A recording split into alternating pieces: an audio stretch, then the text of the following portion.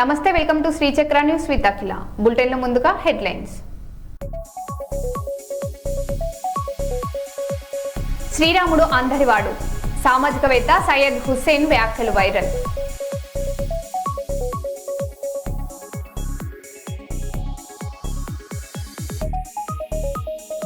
బస్సులో మహిళకు గుండెపోటు, డ్రైవర్ సమయస్ఫూర్తితో నిలిచిన ప్రాణాలు.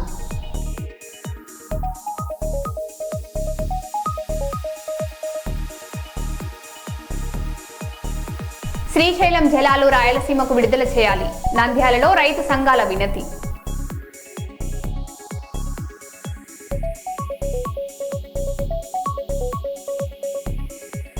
సంగారెడ్డి జిల్లా పుల్కల్ మండలంలో డబుల్ బెడ్రూమ్ ఇళ్ల అంశం మరోసారి రాజకీయంగా వేడెక్కింది.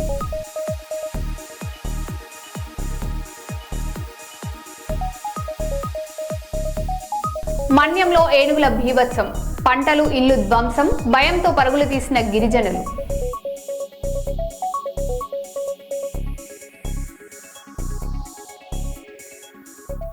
ఇక వివరాల్లోకి వెళ్తే, మన్యం జిల్లా పాలకొండ నియోజకవర్గంలోని భామిని మండలం పాలవలస గ్రామంలో ఏనుగుల బీభత్సం కలకలం రేపింది.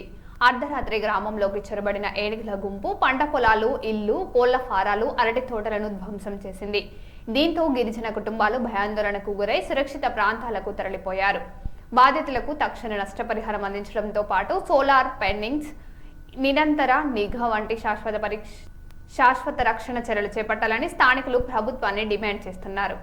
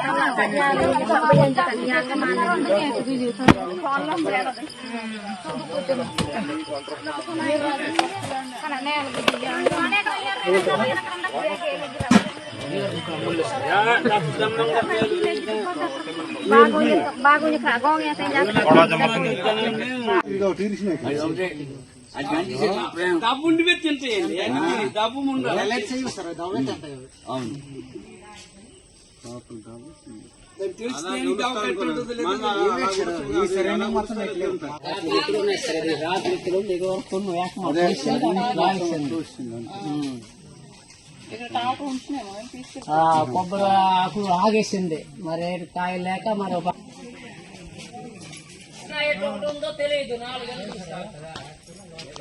తెలియదు.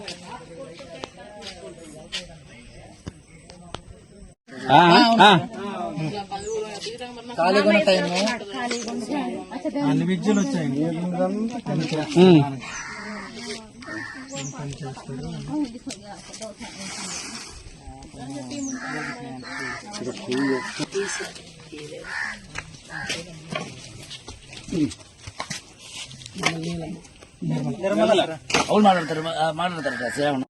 ఆంధ్రప్రదేశ్ ముఖ్యమంత్రి చంద్రబాబు నాయుడు హైదరాబాద్ అభివృద్ధిపై చేసిన వ్యాఖ్యలు రెండు తెలుగు రాష్ట్రాల్లో రాజకీయ చర్చకు దారితీశాయి.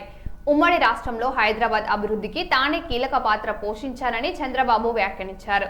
దీనిపై తెలంగాణ నాయకులు అభ్యంతరం వ్యక్తం చేస్తూ రాష్ట్ర విభజన తర్వాత తెలంగాణ తన సొంత అభివృద్ధి ప్రస్థానంలో ముందుకు సాగుతుందని పేర్కొన్నారు. హైదరాబాద్ అభివృద్ధి అంశం మరోసారి రాజకీయ వర్గాల్లో చర్చాంశనీయంగా మారింది. రెండు రాష్ట్రాలు కూడా ఆ రోజు నేనే అభివృద్ధి చేశాను. సమైక్య ఆంధ్రప్రదేశ్లో తెలుగు జాతి కోసం చేశాం. తెలంగాణకు వెళ్ళింది. నేను ఎప్పుడో ఒకటి చెప్తాను, నాకు రిగ్రెట్స్ లేదు. అక్కడ తెలుగువారు అనుభవిస్తున్నారు ఆ ఆస్తులన్నీ. రాష్ట్ర మంత్రి టీజీ భరత్ జన్మదిన వేడుకలు కర్నూలులో ఘనంగా నిర్వహించారు. బుధవారపేటలో తెలుగుదేశం పార్టీ తెలుగు యువత జిల్లా అధ్యక్షులు అబ్బాస్ ఆధ్వర్యంలో మెగా రక్తదాన శిబిరం మరియు మహిళలకు చీరల పంపిణీ కార్యక్రమం నిర్వహించారు. ఈ కార్యక్రమంలో మంత్రి టీజీ భరత్ పాల్గొని రక్తదాన శిబిరాన్ని ప్రారంభించారు. ఈ సందర్భంగా అబ్బాస్ మాట్లాడుతూ కర్నూలు అభివృద్ధికి ఎంతో కృషి చేస్తున్నారని తెలిపారు.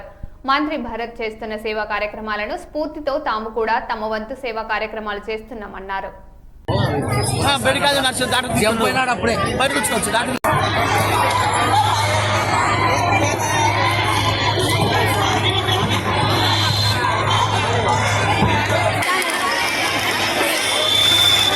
ఏదైనా జరిగితే ఇబ్బంది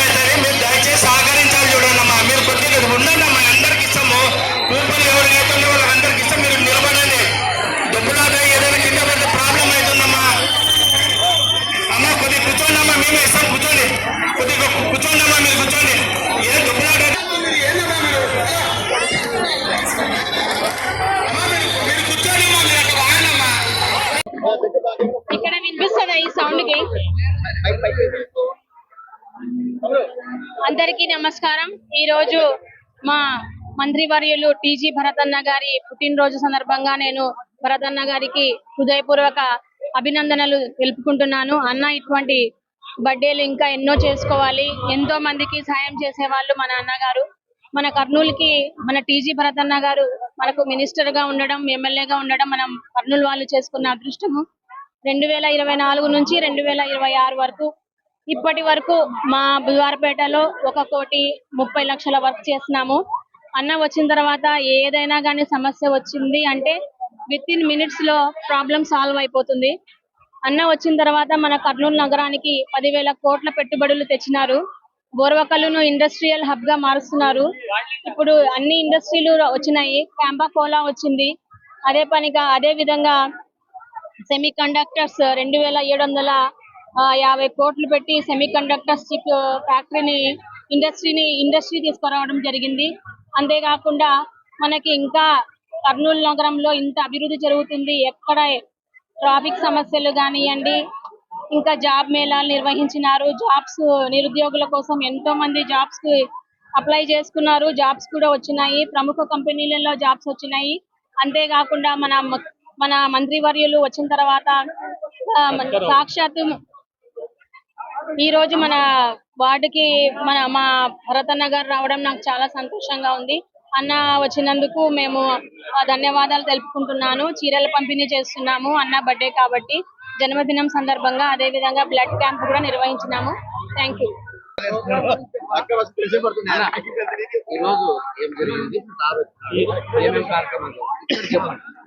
ఈరోజు భరతన్న గారి పుట్టినరోజు సందర్భంగా మేము బ్లడ్ క్యాంప్ అరేంజ్ చేశాము. అలాగే పేదవాళ్ళకి చీర పంపిణీ మేము డిస్ట్రిబ్యూట్ చేశాము. అలాగే అన్న చేసే కార్యక్రమాలకి మరి ప్రతి ఒక్కరు హర్షిస్తా ఉన్నారు. మనకు ఎందుకంటే నిండు నూరేళ్లు అన్నకి ఆరోగ్యాలతో బాగుండాలని మేము మనసు కోరుకుంటూ ఇట్లాంటి మంచి కార్యక్రమం అందరూ దీవెనలు తీసుకోవాలని ఈ కార్యక్రమం చేశాము. భరతన్నకి మరీ ప్రత్యేకంగా మేము జన్మదిన శుభాకాంక్షలు తెలియపరుస్తా ఉన్నాము. రాయలసీమలో సాగునీటి సంక్షోభాన్ని నివారించేందుకు శ్రీశైలం రిజర్వాయర్ నుంచి వెంటనే నీటిని విడుదల చేయాలని రాయలసీమ సాగునీటి సాధన సమితి ప్రభుత్వాన్ని డిమాండ్ చేసింది. నంద్యాలలో రైతు నాయకులు అధికారులకు వినతి పత్రం అందజేసి SRBC, KC canal, Telugu Ganga, Galeru Nagari ప్రాజెక్టులకు నీరు విడుదల చేయాలని కోరారు. ఎండిపోతున్న పంటలు, పశు సంపదను కాపాడేందుకు ప్రభుత్వం తక్షణ చర్యలు చేపట్టాలని, లేకపోతే ఉద్యమాన్ని ఉధృతం చేస్తామని రైతు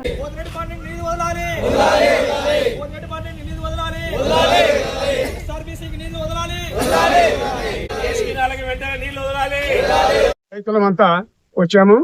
ఇక్కడ కేసీ కెనాల్ ఆఫీసులో ఈ గారితో మాట్లాడి మెమరాండం ఇవ్వడం జరిగింది. తెలుగంగా ఈ గారిని ఆర్మీ కూడా తక్షణం తెలుగంగాకు నీరు వదిలి రైతులను పంటలను కాపాడాలని, రైతులకు తాగునీరు కూడా లేదు కాబట్టి పశువులకు మనుషులకు తక్షణం వదలాలని వారిని కోరడం అయింది.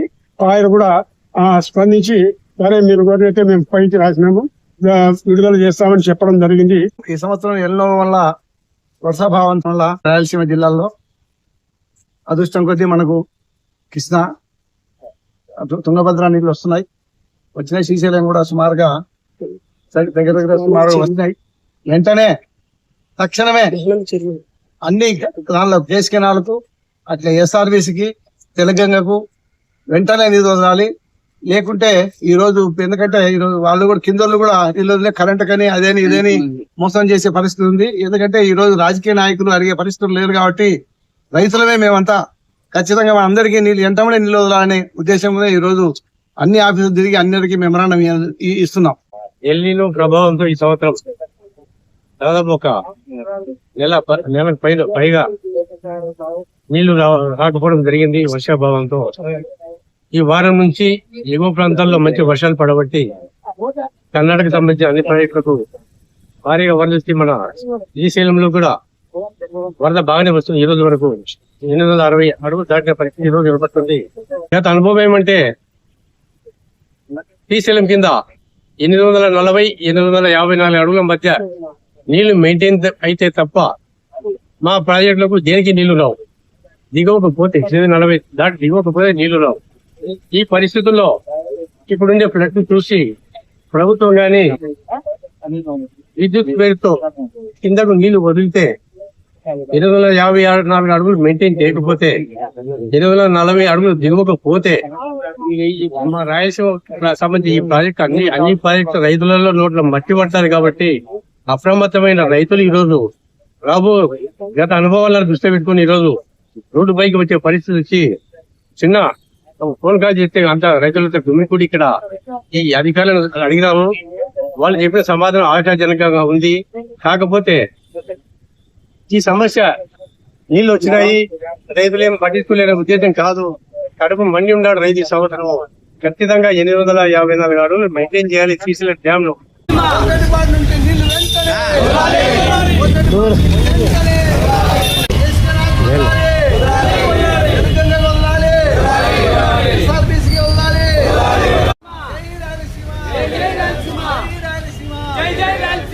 రాష్ట్రంలో రైతుల సమస్యలపై తీవ్ర ఆందోళన వ్యక్తం చేస్తూ బీఆర్ఎస్ నేతలు కాంగ్రెస్ ప్రభుత్వంపై విమర్శలు గుప్పిస్తున్నారు. వర్షాభావం, సాగునీటి కొరత, విద్యుత్ సమస్యలతో రైతులు తీవ్ర ఇబ్బందులు ఎదుర్కొంటున్నారని ఆరోపిస్తున్నారు. రైతులకు తగిన మద్దతు అందించడం లేదంటూ ప్రభుత్వాన్ని నిలదీస్తున్నారు. ఈ క్రమంలో సీఎం రేవంత్ రెడ్డిపై ఘాటు వ్యాఖ్యలు చేస్తూ రైతాంగ సమస్యలకు తక్షణ పరిష్కారం చూపాలని డిమాండ్ చేశారు. వర్షాలు లేకుండా ఉన్నది, అంతే ఉన్నది. ఇంకే పరిస్థితి మంచిగా ఉందా? మాకు సచివేద ఉన్నది, చచ్చిపోయేదే ఉన్నది. రైతులు బతికేటట్టు లేదు, బతుకుతాం లేవు మేము. ఇక ఎండలు కొడతానే, మరి నీళ్ళు లేవు, కరెంట్ సరిగా చూడలేదు.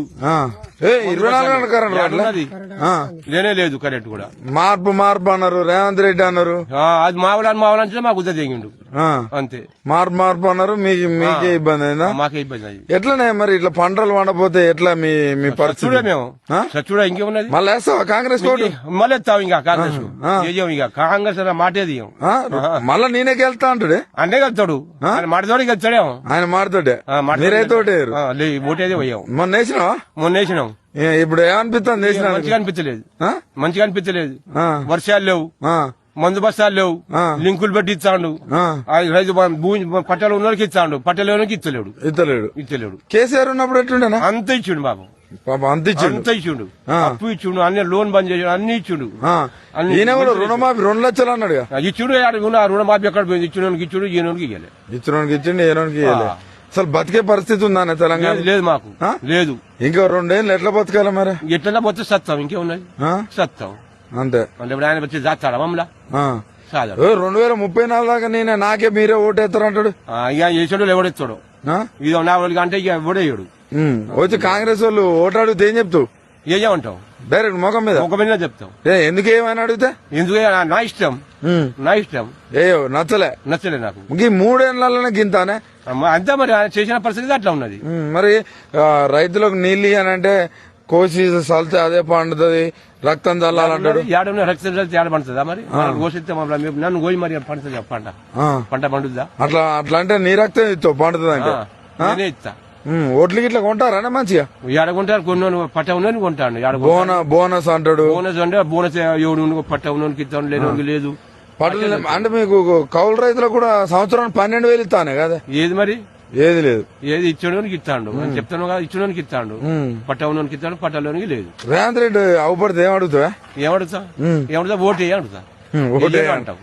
తెలంగాణ ఆయుష్ జాయింట్ యాక్షన్ కమిటీ జేఏసీ పిలుపు మేరకు ఆయుష్ హౌస్ సర్జన్లు తమ సమస్యల పరిష్కారం కోసం నేటి నుండి నిరవధిక సమ్మె చేపట్టారు. వరంగల్లోని అనంతలక్ష్మి ప్రభుత్వ ఆయుర్వేద వైద్య కళాశాల ఆసుపత్రి ప్రాంగణంలో ఈ ఆందోళన కార్యక్రమాన్ని ప్రారంభించారు. పెరుగుతున్న ఖర్చులకు అనుగుణంగా తమ స్టైపెండ్ను తక్షణమే పెంచాలని కోరుతున్నారు. తమ న్యాయమైన డిమాండ్లపై 15 రోజుల క్రితమే కళాశాల ప్రిన్సిపల్, ఆసుపత్రి సూపరింటెండెంట్కు వినతి పత్రాలు ఇచ్చినా ఎలాంటి పురోగతి లేకపోవడంతో సమ్మెకు దిగక తప్పలేదని స్పష్టం చేశారు.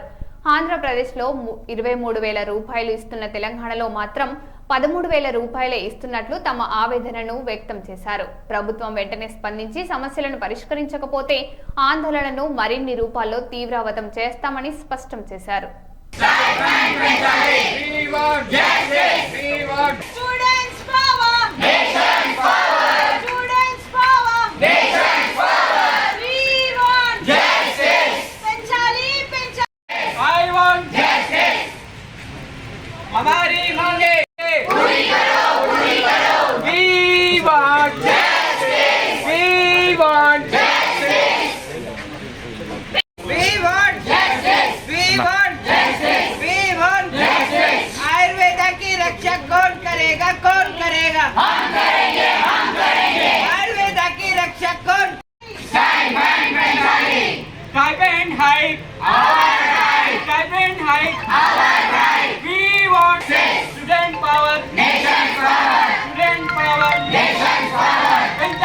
చెప్పండి, మీ పేరు చెప్పండి. ఐఎమ్ డాక్టర్ కీర్తన. ఇప్పుడు హౌస్ సర్జన్గా చేస్తున్నాం గవర్నమెంట్ ఆయుర్వేదిక్ హాస్పిటల్ వరంగల్. ఈరోజు మేము స్ట్రైక్ చేయడానికి రీజన్, చాలా ఇయర్స్ నుంచి మాకు రావాల్సిన స్టైఫండ్ అనేది హైక్ అవ్వట్లేదు. చాలా ఇయర్స్ నుంచి ఎంత ఉందో అంతనే ఉంది. అలోపతి వాళ్ళకి మాత్రం ఎవ్రీ టైం హైక్ అనేది జరుగుతుంది. కాకపోతే ఏంటంటే మేము కూడా సేమ్ సర్వీస్ చేస్తాం, సేమ్ డ్యూటీ అవర్స్ ఉంటాయి. వాళ్ళకి ఎంత నైట్ షిఫ్ట్స్ ఉంటాయో మాకు అంతే ఉంటాయి. ప్లస్ మేము వెళ్ళి కరీంనగర్ హాస్పిటల్లో కూడా 3 months చేస్తాము. We do everything like same, అన్నీ సేమ్ చేస్తాం, సేమ్ సర్వీస్ ఉంది. మాకున్న రిసోర్సెస్లో మేము ఎంతవరకు చేయగలమో అన్నీ చేస్తున్నాం. బట్ స్టైఫండ్ మాత్రం వాళ్ళకి మాకు దగ్గరలో కూడా లేదు. అంతెందుకు ఏపీలో సేమ్ ఆయుష్ వాళ్ళకి 26,000 వస్తుంది, మాకు జస్ట్ దాంట్లో హాఫ్ 13,000 వస్తుంది. మరి వాళ్ళు కూడా ఆయుష్ కదా, అక్కడ వాళ్ళు ఎందుకు ఇస్తున్నారు అంటే దే నో ద వాల్యూ. మన వాళ్ళు ఎందుకు గుర్తించట్లేదు? మేము ఉన్న రిసోర్సెస్లో మేము ఎంత చేయాలో అంత చేస్తున్నాం. మాకు అసలు వాల్యూయే లేదు. మొత్తం ఆయుష్ డిపార్ట్మెంట్ అంతని చిన్న చూపు చూసేస్తున్నారు. ఎందుకు? మేము కూడా సేమ్ అవర్స్ వర్క్ చేస్తున్నాం, మేము కూడా వాళ్ళగే డ్యూటీస్ చేస్తున్నాం, మాకు కూడా నైట్ షిఫ్ట్స్ ఉంటాయి. అన్నీ చేస్తున్నప్పుడు వాళ్ళకి ఎంత వాల్యూ ఇస్తారో మాకు కూడా అంతే ఇవ్వాలి కదా. This is our demand. Please increase the stipend. మా స్టూడెంట్స్ ఫ్యూచర్ దృష్టిలో పెట్టుకొని కొంచెం నిర్ణయాలు మంచిగా తీసుకుంటే బాగుంటుంది. Thank you. Hyderabad Jawahar Nagar dump yard సమస్యలపై ఎంపీ ఈటెల రాజేందర్ కేంద్ర ప్రభుత్వ దృష్టికి తీసుకెళ్లాడు. డంప్ యార్డ్లో భారీగా చెత్త పొరకపోవడంతో 40 కిలోమీటర్ల పరిధిలోని ప్రజలు కాలుష్యంతో ఇబ్బందులు పడుతున్నారని తెలిపారు. రోజుకు సుమారు 10,000 మెట్రిక్ టన్నుల చెత్త వస్తుందని, జీరో పొల్యూషన్ టెక్నాలజీతో చెత్తను రీసైకిల్ చేసేలా చర్యలు తీసుకోవాలని కేంద్రాన్ని కోరినట్లు వెల్లడించారు.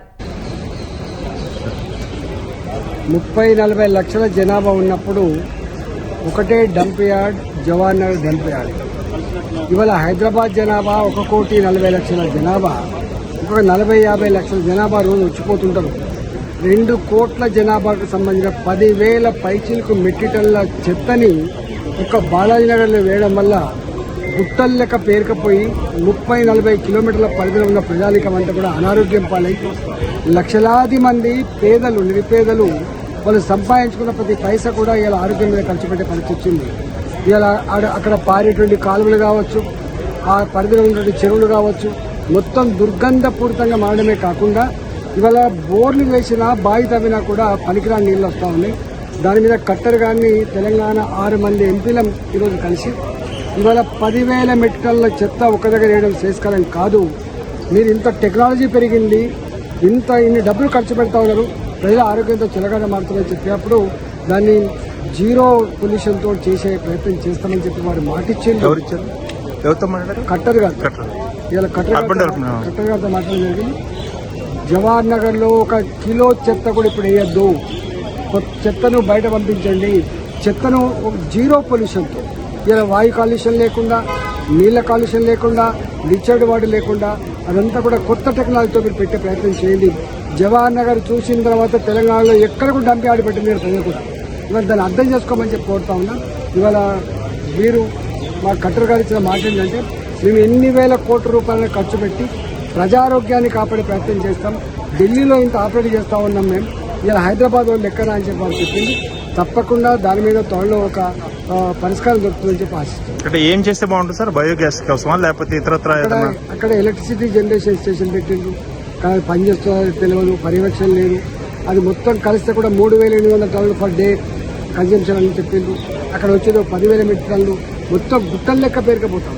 అక్కడ ఎంత చెత్త అయితే వస్తుందో దానికి బయోడిగ్రేడబుల్, దానికి అవసరమైతే కొంత ఎరువుల కోసం పోవడం కానీ, కొంత గ్యాస్ ప్రొడక్షన్ కోసం పోవడం కానీ, కొంత చెత్త ఎలక్ట్రిసిటీ ప్రొడక్షన్ కోసం పోవడం చేయాలి.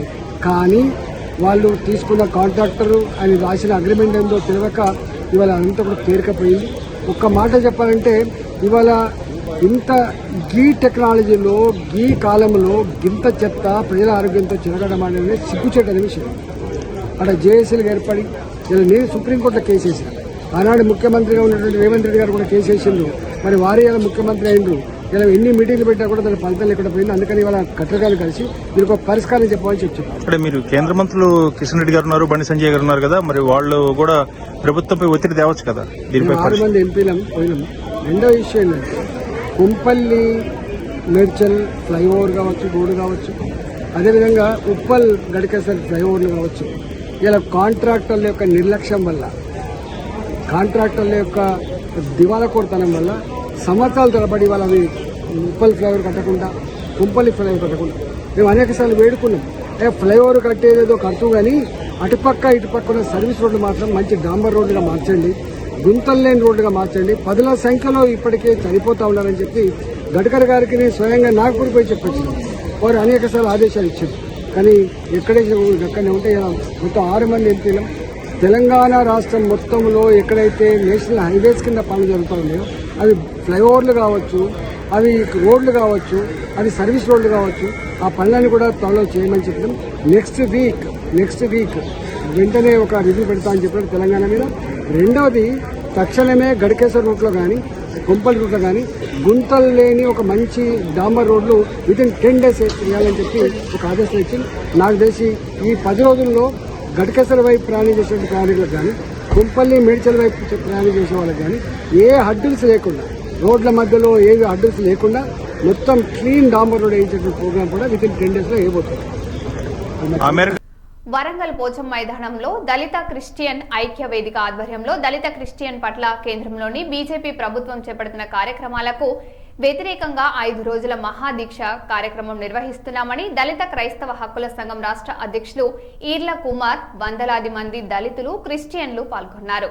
ఈ సందర్భంగా ఈర్ల కుమార్లు మాట్లాడుతూ దేశంలో దళిత క్రైస్తవులపై బీజేపీ ప్రభుత్వం చేస్తున్న వ్యతిరేక విధానాలను కాంగ్రెస్ పార్టీ అడ్డుకొని వారి సమస్యల పరిష్కారం కోసం పోరాటం చేస్తుందని అన్నారు. మా వ్యక్తిగతాల కోసమో వ్యక్తిగత విషయాల కోసం మాట్లాడడం లేదు. భారత రాజ్యాంగంలో కులం మారితే మతం మారదు, కులం మారితే మతం మారదు, కులం మారితే మతం మారదు, కులం మారితే మతం మారదు, మతం మారితే కులం మారదు, మతం మారితే కులం మారదు. దళిత క్రైస్తవుల ఐక్యత, దళిత క్రైస్తవుల ఐక్యత. పార్లమెంట్ సమావేశం దళిత క్రైస్తవులు ఎస్సీ హోదా కల్పించాలి.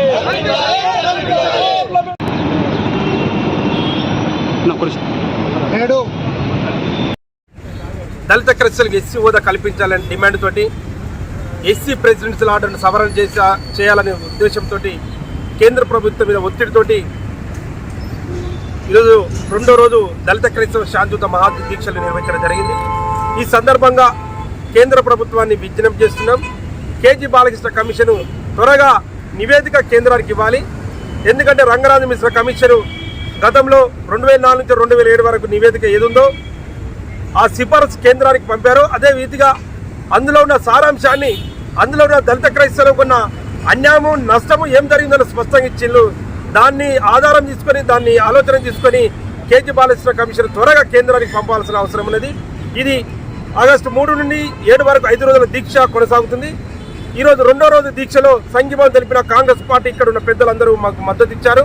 అదేవిధంగా 7వ తారీఖు తర్వాత ఆగస్టు 10వ తారీఖున దళితులకు మత స్వేచ్ఛ హక్కును కాలరాసిన రోజు బ్లాక్ డే నిరసన సందర్భంగా ఈరోజు హన్మకొండ అంబేద్కర్ నుంచి కాలోజీ సెంటర్, వరంగల్ జిల్లా కలెక్టర్ వరకు ఒక ప్రదర్శన, శాంతియుతమైన ప్రదర్శన నిర్వహించబోతున్నాం.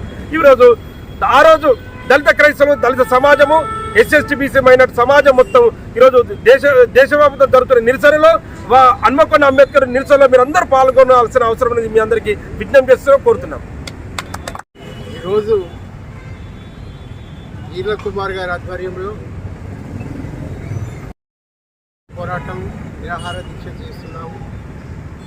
ఎందుకంటే ఇన్ని సంవత్సరాలు లేనిది దళితులకు క్రైస్తవ హోదా తీయాలి, క్రైస్తవులుగా ఉండే దళిత హోదా తీసేయాలనే నీచమైన ఆలోచన మానుకొని, మరి ఇన్ని సంవత్సరాలు స్వాతంత్రం వచ్చినప్పటి నుండి ఇంత ఉద్రిక్తత లేదు. మరి ఎందుకు ఇలా చేస్తున్నారు? ఏంటి సమస్యలు? మా సమస్యలు ఎవరికి చెప్పుకున్నా తీరడం లేదా? మరి పార్లమెంట్లో దీన్ని వెంటనే బిల్లు ప్రవేశపెట్టి ఆ దళితులకు, క్రైస్తవులకు, ఇప్పుడు కులం మారినంత మాత్రాన మన హక్కు కోల్పోం కదా. మనము క్రైస్తవులంత మాత్రాన హరిజనులం కాకుండా పోం కదా, భారతీయులం కాకుండా పోం కదా. మరి ఎందుకు ఈ విధంగా చేయడం జరుగుతుంది? మరి మనిషి లోపల వ్యత్యాసాలు ఎందుకు తీసుకురావడం జరుగుతుంది?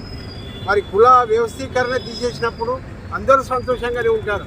ప్రతి విషయంలో అంటరానితంగా చూస్తూ, అన్ని విషయాలలో దూరం పెడుతూ మరి ఎందుకు ఈ వ్యక్త చూపుతున్నారు?